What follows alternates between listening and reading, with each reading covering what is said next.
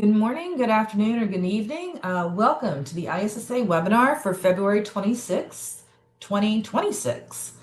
Today's webinar is entitled The Limits of Traditional IGA in Large Identity Environments. My name is Roxanne Peruz. I'm with ISSA International, and I'll be your facilitator for today. So thank you everyone for joining us.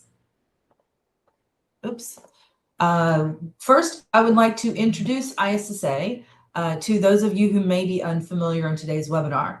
ISSA is a nonprofit professional association focused on information security and cybersecurity education, mentorship, and networking in our local communities.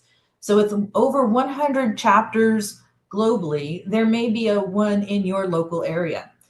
Just check issa.org for more information on the membership, local chapters, and benefits today. Now, what we'd like to do is share with you a little bit more information about today's webinar. Regarding this meeting, we would like to encourage you to ask questions of the speaker today. To ask a question, you're going to type that question in the questions area of your screen below your viewing area, and we will monitor all those questions and answer them during the Q&A segment at the end of the presentation. That being said, if any questions do pop up anywhere near at any point throughout the presentation, please type them in and we will address them at the end. After today's event, a recorded version of this webcast will be available on the ISSA past web conferences page, as well as on our Bright Talk channel here, where you can also subscribe to receive updates on other upcoming webinars. A copy of the presentation slides will also be available under the attachments tab of the webcast when the on-demand version is available to you. There's also a link where you can print a viewing certificate for continuing education credits, such as CPEs and CEUs, and then you can submit those to the various certifying organizations that you subscribe to for those credits. So what we will do now is get started. I am pleased to introduce today's speaker, Anup Kumar Rajan. He is a senior product manager at Pathlock with over 20 years of experience in enterprise software, including product management, customer success, and QA engineering. He has a strong background in identity and access management, identity governance, and security technologies with hands-on experience working on enterprise identity solutions. In his current role, he focuses on IAM product capabilities and the practical challenges organizations face when governing access across large and complex identity environments, bringing a product and practitioner perspective shaped by real-world enterprise use cases. So with that, I'd like to welcome Anup. Welcome, Anup. You're unmuted. Thank you, Roxanne. Thanks for that warm welcome. It was a good description about me. So welcome everyone, and thank you for joining today's session.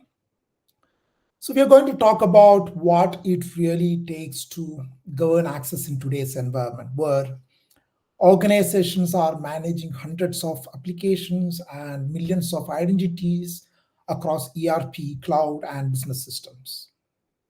Right? So throughout my career, I have worked closely with large enterprises governing access across complex environments like ERP, cloud, and business applications.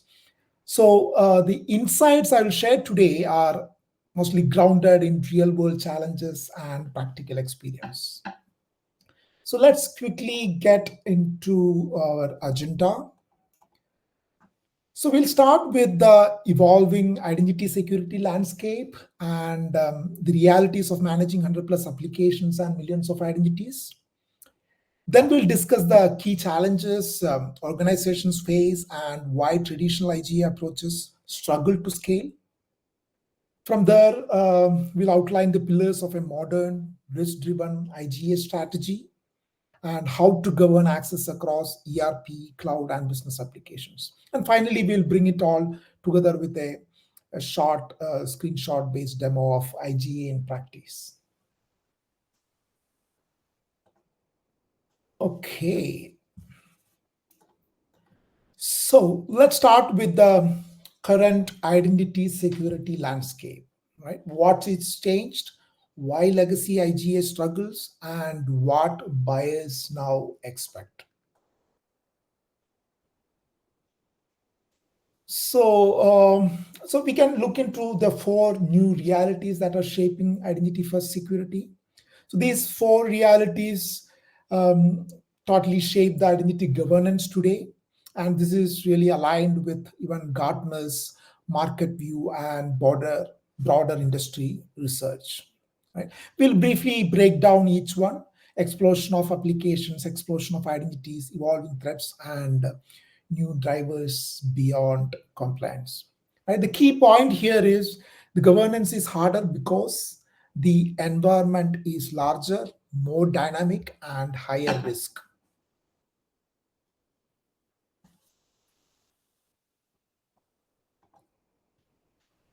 So let's start with the explosion of identities, right? So over the past few years, the number of applications organizations manage has grown dramatically. The average company is now managing over 100 applications, and that's up significantly from just a couple of years ago, right? The This rapid growth creates real complexity for IT, security, and governance teams. And with more apps comes more fragmentation. Each system often has its own access model, different roles, permissions, and authentication methods. So, all of this makes it difficult to enforce consistent governance across the environment. At the same time, high risk systems like ERP, HCM, financial systems, or financial platforms, and even the custom line of business applications require deeper insight. So these critical applications demand tighter controls and more review effort, increasing the operational burden, right? And finally, many organizations are still relying on manual processes like spreadsheets with custom integrations that really don't scale, right? That leads to gaps in visibility, governance, and automation. So overall, to summarize, this explosion of applications isn't just about growth. It's about complexity, risk, and the need for a more unified access strategy. Now let's look into the explosion of identities, right? It's just not the applications that are growing, right? So the average large enterprises now manages around 1 million identities. And this number includes far more than just employees, right? So we always used to think that it's the employees whom we have to manage. So we are talking here about human users, contractors, and specifically service accounts, bots, and machine or workload identities, right? So with the scale comes significant operational pressure. Teams are expected to continuously validate access across the expanding population. Access reviews that were once manageable quickly become overwhelming when you are dealing with hundreds of thousands or even millions of identities. Lifecycle management also becomes even more difficult. Provisioning, deprovisioning, and role changes are more error prone at scale. So this increases the risk of orphaned accounts and inappropriate access, which are lingering in the environment. And as identity volume grows, so does role and policy complexity. So more identities mean more exceptions, more temporary access, and greater difficulty, greater difficulty to enforce consistent least privilege models. To summarize, the identity explosion isn't just about numbers. It fundamentally changes how organizations must think about governance, automation, and risk management at scale.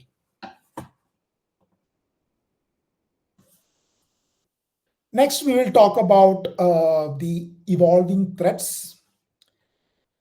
So, as like we talked about application and identity sprawl, right?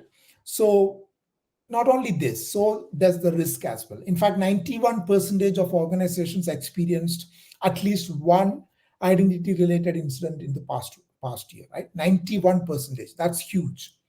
So that statistic highlights just how central identity has become in today's threat landscape.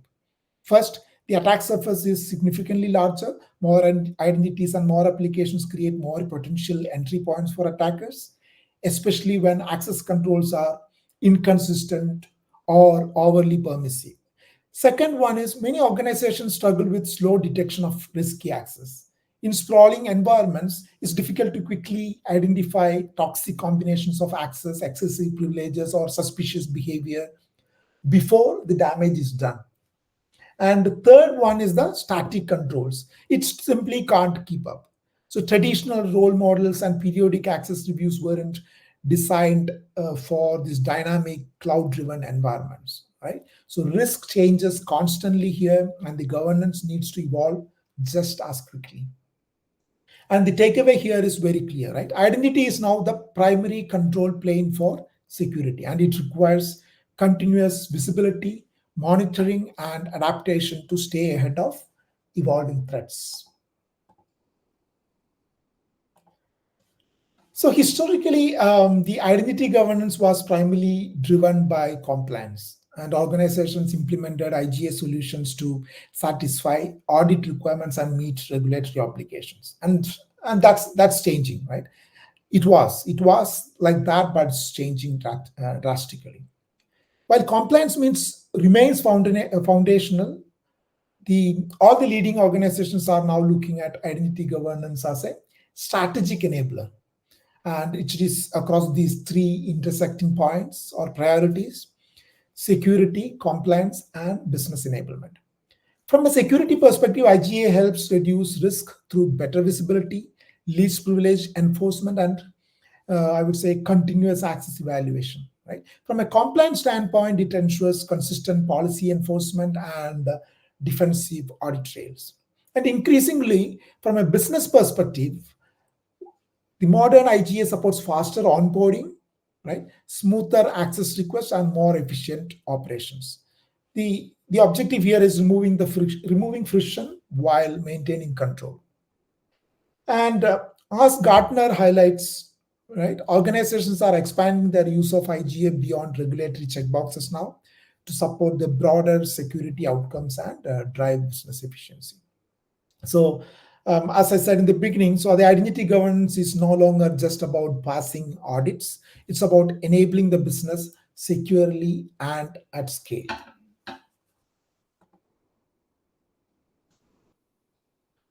So, this is interesting here, right? So, it's a real tension here about the which our organization face between compliance, security, and the business enablement and cost reduction. On the surface, these goals conflict, right? So compliance and security push for stricter verification, more frequent reviews, tighter controls, while business enablement and cost reduction push for faster provisioning, less friction, and automation to lower operating cost.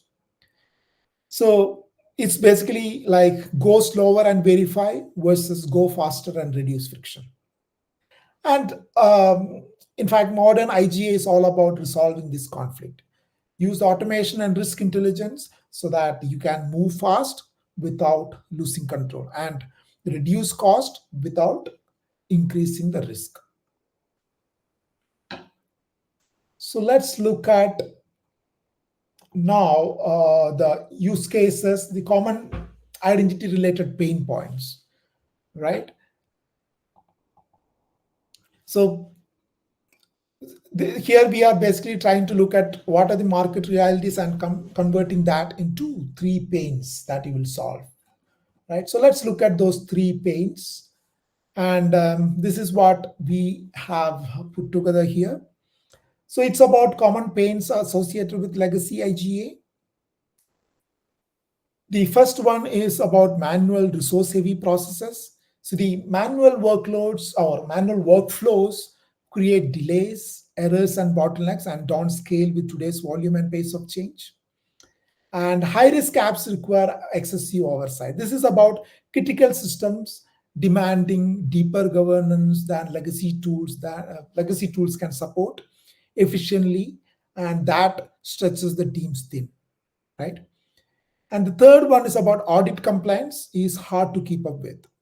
So even if you do the right things, you must also prove it, right? Fragmented controls and manual reporting make the audit readiness very expensive and extremely slow, right? So these are the key three pain points which we see commonly. Now let's look at what does a modern IGA solution look like, right?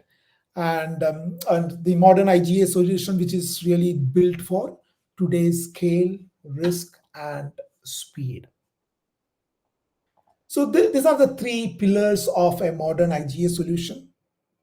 The first one is smart automation with human oversight, which means that it has to blend automation where it reduces effort and errors while keeping human approvals where risk demands it.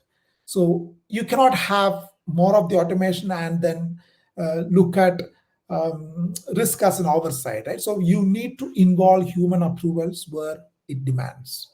And this is especially for like high risk apps or sensitive access. The second one is about access risk insights across every workflow, right? Risk insight should not be very separate or after the fact activity. Right? It must inform provisioning, certifications, and other decisions in real time, right? So you prevent risk before it's introduced.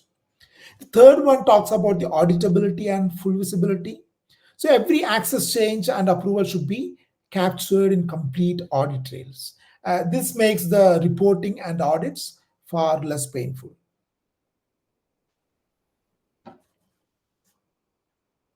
Okay.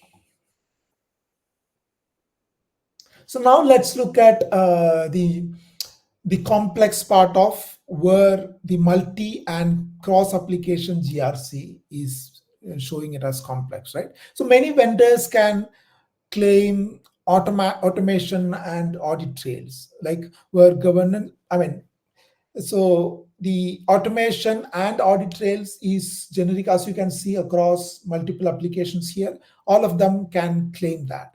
Where governance gets truly difficult is in fine-grained risk management across multiple applications.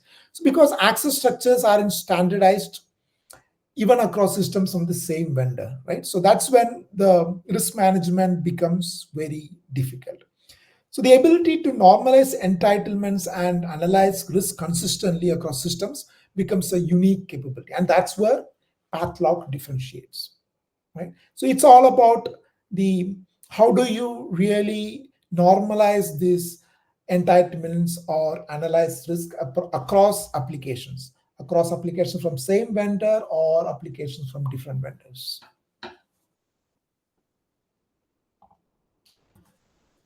Now let's look at what Pathlock offers from the application access governance point of view. So this slide basically summarizes the entire platform.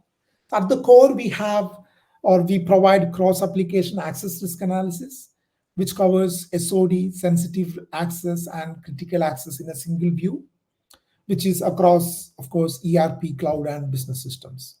And we support compliant provisioning with the risk scoring and policy-based workflows, along with the role management that includes risk simulation before the access is granted. So we'll see some of this on how we are achieving this through our demo. And then we have certifications. Through certifications, organizations can review users, roles, and risk across applications. And we have the elevated access management, which monitor privileged activity with full logging and control. So all of this is delivered across 100 plus connectors, and that gives a unified governance across complex enterprise environments. Okay. So let's look at some of the main components where we provide the modern IGA from the Pathlock. So, and let's start with the access risk analysis.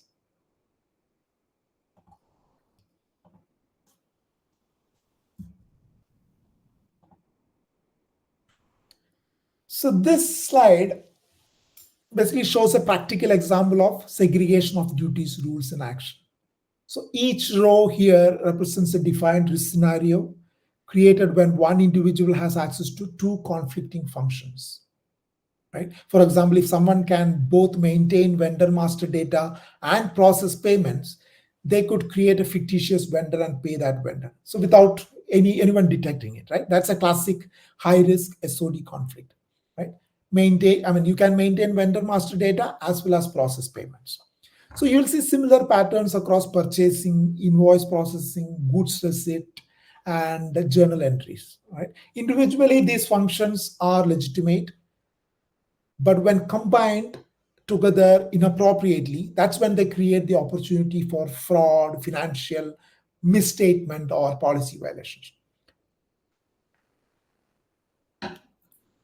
So notice that most of these are marked as high risk, and that's because they directly impact financial integrity and regulatory compliance. So the key takeaway here is that SOD isn't about restricting access unnecessarily. It's about identifying the toxic combinations that introduce material risk, right? So the modern IGA solutions basically help detect these conflicts, that to proactively and prevent risky access before it's granted, rather than discovering it during an audit.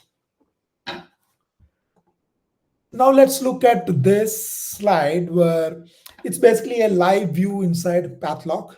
This shows a real SOD risk within the procure to pay process, right? So if the same user can both approve purchase requisitions and create purchase orders, they can bypass key procurement controls, right? And that creates a clear fraud and compliance risk. So what Pathlock does is bring this risk to life with full business context, which includes the process, the compliance framework like SOX, the risk description, and the best practice governance. So it's not just identifying the technical conflict; it's translating the access into business risk and giving organizations the visibility and control needed to manage it proactively. Okay, so now let's look at this, which is the policy details behind that SOD risk, right? So this view basically shows the actual SAP activities, the Fiori apps, authorization objects, and field level values, basically that make up the maintain purchase order function, right? So you can see that here. In other words, this is the technical foundation behind the business risk we just discussed. So the Pathlock bridges the gap between business-friendly risk definitions and underlying ERP permissions. So basically down to the authorization object and the activity level. That's critical because effective SOD management isn't just about the conceptual. I would say it requires precise mapping of roles, transactions, and auth objects to ensure that risks are accurately detected and enforced in the system. Okay, so this view basically shows how Pathlock defines the second side of the conflict. So release requisitions and approve requisitions across systems like SAP Ariba, right? You can see the specific activities and actions that make up this approval function, and such as forcing status changes, reopening purchase orders, reconciling the invoices, or editing receipts. So what's important here is that Pathlock isn't just looking at one ERP transaction. It's mapping detailed activities across multiple systems and trying them into a single unified risk definition. As I kept saying, it's all about how you can bring the risk across different applications together into one view and then give the visibility into that, right? So that cross-system visibility is critical in modern environments where procure to pay spans SAP, ERP, Ariba, and other platforms, and risks don't stay contained within just one system. So here we are actually looking at the same SOD risk from the employee perspective, right? So we looked at a view which is across systems, and then we are looking at a view from the employee's point of view. So this shows exactly which roles across which systems are contributing to the violation, right? So you can see that in this example across SAP, ERP,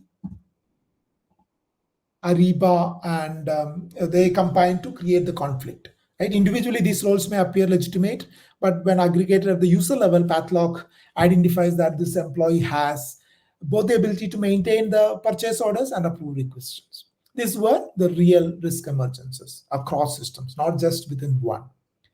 So the Pathlock, as I said in the previous slide as well, the Pathlock provides that unified visibility so organizations can quickly pinpoint who has the violation and take targeted remediation action.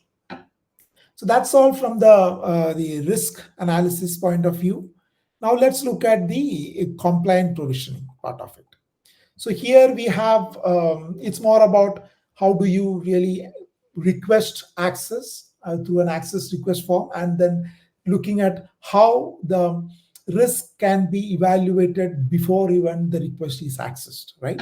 So the Pathlock compliant provisioning are built with the end users in mind, right? Users can easily select the system and the username directly in the access request forms. Oops. And this is where it comes to, you can select which are the roles to be selected, right? How here we can remove roles as well, and we can add them. So in this example, we are gonna add a new role. So if once you add it, you can see that there is something called run risk analysis, right? So you can execute that. This is called preventive risk analysis. So that identify all changes to the user's risk profile based on the change of access. This is, as I said, this is even before you making the access request. So that's the important part of it, right? So so once you click on the risk analysis, in this example, what you can see, the system clearly indicates that risks have been generated, and this screen really displays all the risks that are present for this user. And if you look at the status column, okay, there is pre-existing risk which is very old, and I mean it can be a net new risk that is caused specifically by the change of the access you are attempting to request for. So we can see that the risk number 5 here has a new risk occurring on multiple different line items, right? So the new risk. So this is the new risk, and these are the old ones you can see in the screen.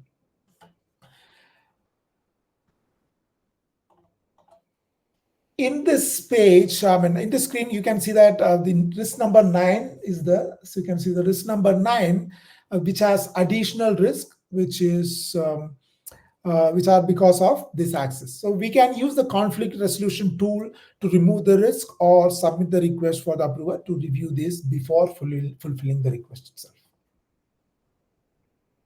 And you get a complete summary of what you are looking for all together, and then go ahead and then submit it. So when a user submits an access request, it basically gets automatically routed through review and approval workflows, which has again built-in risk analysis and mitigation before any provisioning occurs. So this ensures that no new risk is introduced into the environment without business or without visibility and control. So what I would say is that with the Pathlock's compliant provisioning, end users aren't just really requesting access, they're actively participating in reducing the overall organizational risk. That's all from the compliant provisioning side, from the risk analysis perspective. Now let's look at the certifications part of it, right? The user access reviews. So here, what you can see here is to enable reviewers, we really present a clear and intuitive interface to evaluate evaluate access for each employee under review, right? There are all different types of certifications that can be automated. Now here, we are actually going to show only the user access review for all the users in all systems, with the certification being performed by the users manager, right? So the employee here is Carol Fraser. So here the reviewer can see Carol, so all the access she has across PeopleSoft, Oracle, and Active Directory. So this screen is, before we sync users, roles, and various attributes from source systems like company, manager, department, location, etc., we can add insights to the user access review, like I can get more info on the employee under review, right? So that's all about more and more insights about the user's role and the employee. And we report additional insights to help make informed decisions. So here we are showing the usage information, which shows whether the user has actually been using the access they were assigned, or if the entitlements are flagged as high risk or not. So you can see this. These are the risky accesses.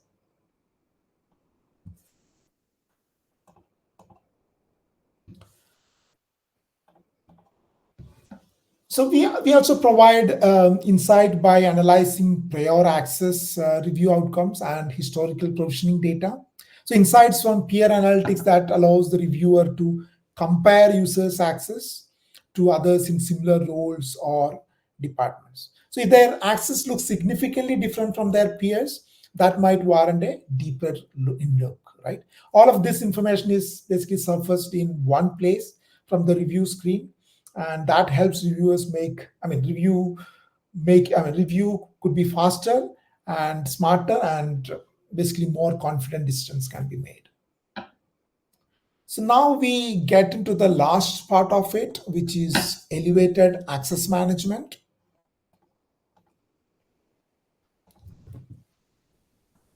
So here, this is again an elevated access management request form.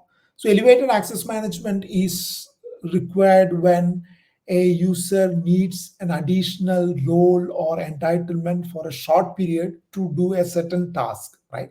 And then they can come back to their normal entitlements and access, right? So this is especially for that. So the what differentiates the path is that path can look into the entire detail of the changes the user has done in all the applications where the user has accessed or user has got elevated access and then made some changes. So let's look at when a user basically opens a request for elevated access, all the supported apps will be shown. So we support elevated access for all the leading applications.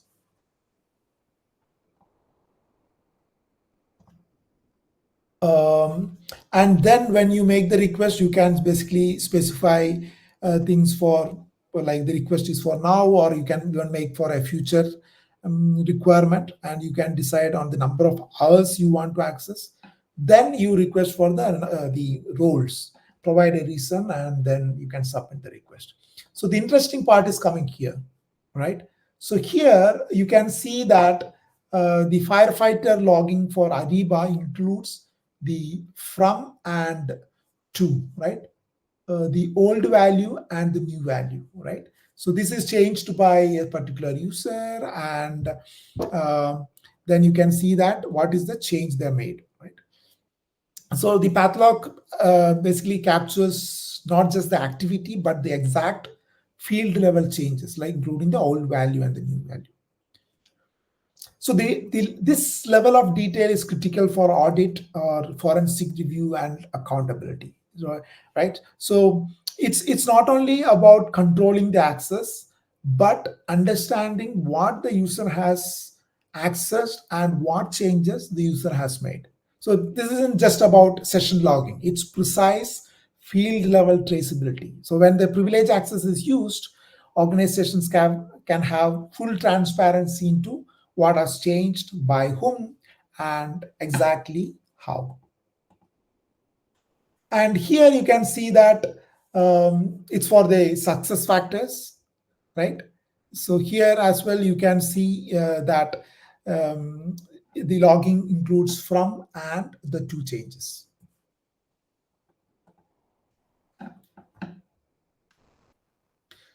This is for the SAP S4, which includes the Fiori activities as well. That if This is more for the SAP specific interface for the Fiori activities. Okay, so that's probably from the demonstration perspective. So what we have seen now is that how the identity landscape has fundamentally changed, which is more applications, more identities, and more complex risk, right? So traditional governance models simply can't scale in such an environment. The organizations that succeed are those that treat identity as a strategic control point. And the governance across, or governing the access across ERP, cloud, and business applications with a unified risk-driven approach. With Pathlock, you don't have to choose between compliance, security, and business. You remember the three pillars or three uh, important aspects which we talked about: compliance, security, and business enablement. You can achieve all three through automation, cross-application visibility, and intelligent risk management. So the governing access is no longer just an IT initiative. It's basically foundational to protect the business while enabling it to move faster.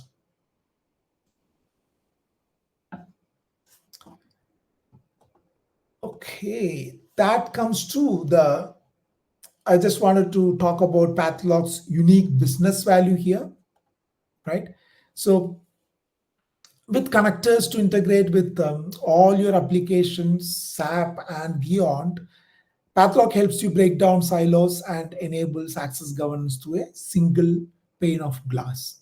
This also includes the centralized portal for compliant provisioning across applications, unified user access reviews, and automated follow-up actions. And with strong audit and reporting capabilities, we help business and audit by removing audit evidence complexities.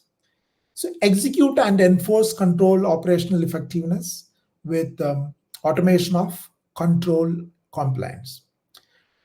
So with the automation and access governance capabilities, we reduce the cost of compliance for organizations uh, by 70% and reduce risk by 80%. And by automating tasks, we are reducing IT workload by 50%. So whether you are just getting started or looking to take your enterprise access governance to the next level, we provide solutions that meet you where you are in your journey. Right? I think we have a slide to talk about Pathlock and our reach about it. So this is more about the global presence we have, the customer base, and focus on the ERP and cross-application governance. So we support initiatives like audit readiness, migrations, and modernization. Finally, we have one slide to bring in the validation, right? So external validation matters in this market, right? Pathlock is recognized as a representative vendor in Gartner's IGA market view. We see this as aligned with our focus on GRC-centric IGA and fine-grained cross-application governance. I think that's pretty much it from my side. Any questions here? This is Roxanne. So we do have a couple of questions here. It was good to learn a little bit about IGA and how you look at it from a risk and strategic standpoint, and how things should be really managed from the big picture perspective. Keeping that in mind, it looks like one of the questions we have here is that when organizations are managing a large number of applications, say over 100, where do you see the biggest access risk getting missed? Yeah, that's a good question. So I would say the biggest blind spot is risk that only exists across systems, right? You can easily find out the risk which is happening in one system. You can easily evaluate that. So the access may look fine in individual applications, but when combined, it creates toxic access, excessive privilege, and audit gaps. So the siloed governance also makes it really hard to basically answer a very simple question like who really has access to what. So Spathlock solves this by providing cross-application visibility like I just showed you. So organizations can identify and manage risk holistically across ERP or cloud or business applications. Okay. Get it? That sounds good. Another kind of question here around, struggles and scale, and like we talked about with the risk in large numbers of applications. Why do you see traditional IGA approaches struggling so much when the identity volumes and the application complexity really does start to scale? Interesting. Yeah. So basically, the traditional IGA was built for fewer applications and fewer identities. And today, the access changes constantly, and the static roles or periodic reviews and manual processes just can't keep up. Right? They create these blind spots and fatigue without really reducing the risk.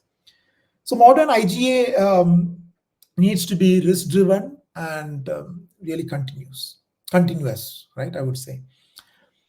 And I would say the Pathlock really shifts that governance from this checkbox reviews to ongoing risk-based access decisions, and that scale with the business. Yep. Yeah. So you're saying that just as everything is scaling up, it becomes more difficult, and you really need to look at this with a strategic perspective on how to mitigate or manage these risks. Yep. Yeah. Okay. We have an additional question here. So, with identity-related incidents on the rise, how should organizations think about identifying and prioritizing high-risk access?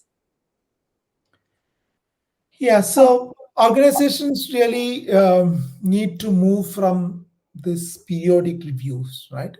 It has to take the next step of moving to continuous access risk monitoring. You cannot really just depend on the periodic reviews. So not all access is equal, right? The focus should be on identifying that high risk, sensitive, and toxic access, especially in ERP and critical systems. So when I say about Pathlock, we continuously analyze access risk across applications, and which helps teams prioritize what matters most, and in fact reduce the exposure before even the incidents occur. Right. So that's important. Right? It has to be really the continuous access risk monitoring and identifying the high risk stuffs. Okay, sounds good. So I'm curious, with your perspective of what you've talked about today, it sounds like Pathlock works really well from an enterprise perspective. Do you think that the platform also can support, non-enterprise solutions as smaller, medium-sized organizations, or is it really sort of more beneficial with the kind of functionality and capability for these larger types of organizations? We do support the smaller and medium enterprises, but usually we have medium to large enterprises, but we do have solutions for it. And in fact, we have really the standard deployment templates which can really bring up customer environments to the audit ready organizations in just few weeks, right? So that's like a templated deployment framework. So, and since we are in cloud, it's all quick, and then you can get the benefit as quick as possible. Okay, well, it's good to hear that you can work with the smaller organizations as well that are looking to scale over time, right? We do have another question here. Here's the question: is risk at the end is a calculated value with hundreds of applications, likely thousands of permissions and a certain dynamic? Where do the risk factors come from, and what is the best practice for risk factors? So, as I said, the risk factors are coming from when you compare risk across different applications for the same identity, right? So the same identity accessing one application, you would have already prevented that risk when you associated the role itself. But when you start to um, apply or provision roles for the same employee or the identity across multiple applications and across permissions, it really becomes hard in terms of whether they are overlapping, whether the the SOD comes into picture really, right? And the best practice here is to really look at the risk at the time of provisioning itself. That's when we talk about the compliance provisioning, right? So the provisioning itself is looking at the compliance, which means that we are evaluating the risk at the time of provisioning itself. So that's when it becomes it gives you the ability to reap the maximum benefits, not at the time of audit or not after the damage is done. Best practice is always about finding the risk before even the access is given. Right. Like being proactive. Yes. Okay. All right. So that was a good number of questions. We have a few more minutes, so I'm going to put it out to the audience. If there are any additional questions they would like asked here from you today, and then and see if there's anything that comes up. I will say that sometimes there is a bit of a delay when the questions come up. So, okay. So with that, I think we've addressed anything. Is there anything else that you wanted to contribute before I wrap things up, Mr. Anoop? Yeah, so if you want to really try Pathlog solution, you can hit our website. I think, Roxanne is gonna bring up the Pathlog website. So you can land there and you can request for a demo. So you will immediately be assigned as a sales representative to help you with the demo if you want to see how our solution really performs. Otherwise, you can really have an offline demo as well. So you can just hit pathlog.com and get directly. I mean, that's the first landing page itself. You can hit these two options. Yeah, that's all I wanted to just say so that the users can really find what Pathlog can offer.